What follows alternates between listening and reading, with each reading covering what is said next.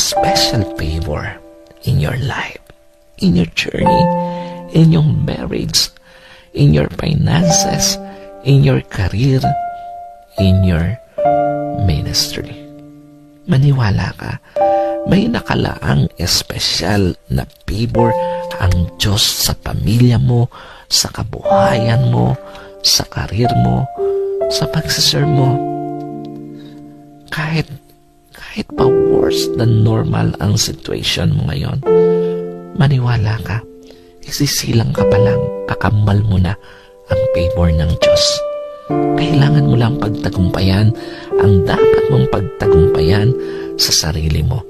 Kailangan mo lang maniwala, anumang imposible, may nakalaang posibleng paraan ang Diyos. At higit sa lahat, kailangan mo lang patuloy na intayin ang panahon ng Diyos para sa iyo.